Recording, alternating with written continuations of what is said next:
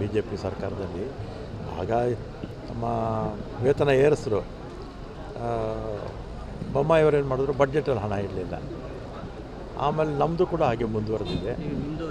ನಮ್ಮದು ಈಗ ಮೊನ್ನೆ ಮೀಟಿಂಗು ಮುಖ್ಯಮಂತ್ರಿಗಳ ಜೊತೆ ಮೀಟಿಂಗ್ ಆಯಿತು. ಆಮೇಲೆ ಇನ್ನೊಂದು ಮೀಟಿಂಗ್ ಮಾಡ್ತೀನಿ ಅಂತ ಹೇಳಿದ್ದಾರೆ. ನಮ್ಮ MD ಅವರು ಈ ವಾರ ಬರ್ತಾರೆ. ಬಂದಮೇಲೆ ಮುಖ್ಯಮಂತ್ರಿಗಳ ಜೊತೆ ಚರ್ಚೆ ಮಾಡಿ ಅದನ್ನು ತೀರ್ಮಾನ ತಗೋಬೇಕು. ಅಗತ್ಯವಾಗಿ ಆಗಲೇಬೇಕಾಗಿರ್ತಕ್ಕಂಥ ಕೆಲಸ, ಅದು ತೀರ್ಮಾನ ಆಗುತ್ತೆ. ಸರ್, ಈಗ ಅವಧಿ ಮುಗಿದ ಬಸ್ಗಳು ಸಾಕಷ್ಟು ಚಾಲನೆ ಆಗ್ತಾ ಇದೆ. ಎಲ್ಲೂ ಇಲ್ಲ. ಈಗ ನಮ್ಮ ದೇಶದಲ್ಲಿ 15 ವರ್ಷಕ್ಕಿಂತ ಮೇಲೆ ಯಾವುದೇ ವಾಹನ ಇರ್ಬೋದು, ಸ್ಕೂಟ್ರಸ್ ಸಮೇತ, ನಿಮ್ಮ ಸ್ಕೂಟ್ರು ಸೇರಿಸಿ, ಲಾರಿಗಳು, ಬಸ್ಸುಗಳು ಯಾವುದು ಕೂಡ 15 ವರ್ಷದ ಮೇಲೆ ಯಾವುದು ಓಡಿಸೋ ಹಾಗೆ ಇಲ್ಲ. ಈಗ ಅದನ್ನು ರಿನ್ಯೂವಲ್ ಆಗಲ್ಲ. ಈಗ 120 ಬಸ್ಗಳು ಚಾಲನೆ ಆಗ್ತಾ ಇದೆ. 15 ವರ್ಷದ ಮೇಲೆ ಇಡೀ ದೇಶದಲ್ಲಿ, ಬರೀ ಕರ್ನಾಟಕ ಅಲ್ಲ, ಇಡೀ ದೇಶದಲ್ಲಿ ಎಲ್ಲೂ ಕೂಡ 15 ವರ್ಷದ ಆಗಿರ್ತಕ್ಕಂಥ ವಾಹನವನ್ನು ಓಡಿಸೋ ಹಾಗೆ ಇಲ್ಲ. ಟೋಟಲ್ ಕಿಲೋಮೀಟರ್ ಎಷ್ಟು ಓಡಿರ್ಬೇಕು? Kilometre condition ಚೆನ್ನಾಗಿರೋವರೆಗೂ. ಈಗ ಒಂದು ನಿಮಿಷ ಅವಧಿ, ಈಗ ಒಂದು ನಿಮಿಷ ಇರಿ, 15 ವರ್ಷ ಅಥವಾ 12 ಲಕ್ಷ.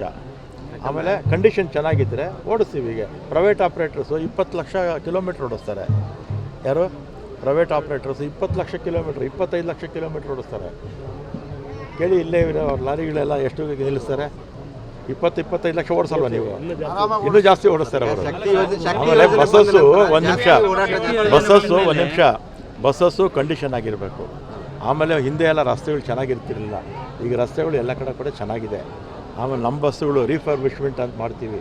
ಚಾಸಿ ಬಿಟ್ಟರೆ, ಇಂಜಿನ್ನೂ ಕೂಡ ರೀಬೋರ್ ಮಾಡಿ ಎಲ್ಲ ಹೊಸದಾಗಿ ಬಿಲ್ಟಪ್ ಮಾಡ್ತೀವಿ.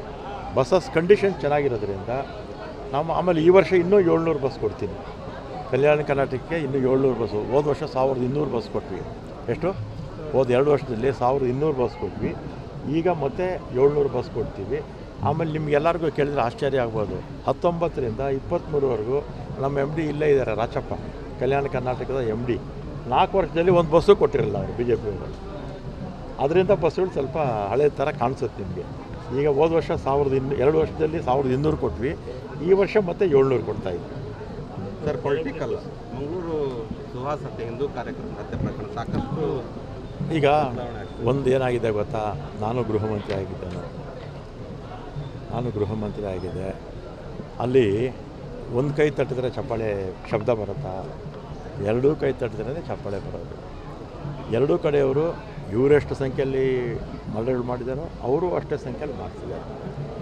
ಆದರೆ ಪನಿಷ್ಮೆಂಟ್ ಏನಾಗಿದೆ ಗೊತ್ತಾ, ಯಾರು ಗಲಾಟೆ ಮಾಡ್ತಾರೆ, ಮರ್ಡರ್ ಮಾಡ್ತಾರೆ, ಅವ್ರನ್ನ ಮಾತ್ರ ಅರೆಸ್ಟ್ ಮಾಡ್ತಾರೆ. ಆದರೆ ಹಿಂದೆ ಇರ್ತಕ್ಕಂಥ ಶಕ್ತಿಗಳನ್ನ 2 ಕಡೆ ಮಾಡ್ತಿಲ್ಲ.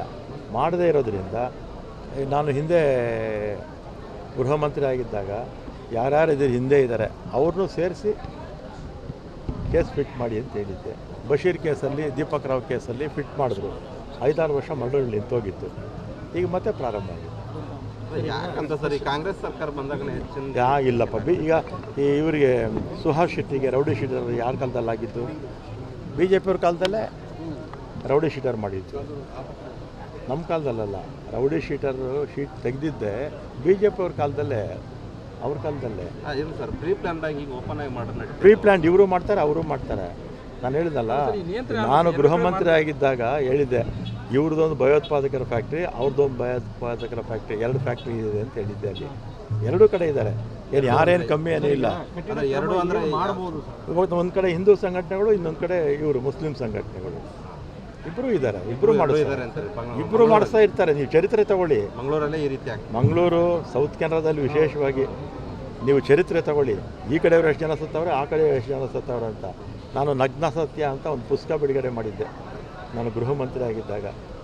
ಇದನ್ನು ಇದಿಟ್ಕೊಂಡೆ, ಯಾವುದು ದಕ್ಷಿಣ ಕನ್ನಡ ಮತ್ತು ಈ ಗಲಭೆಗಳು ಮಾಡಿಸ್ತಾರಲ್ಲ, ಒಂದು ಪುಸ್ತಕ ಬಿಡುಗಡೆ ಮಾಡಿದ್ದೆ.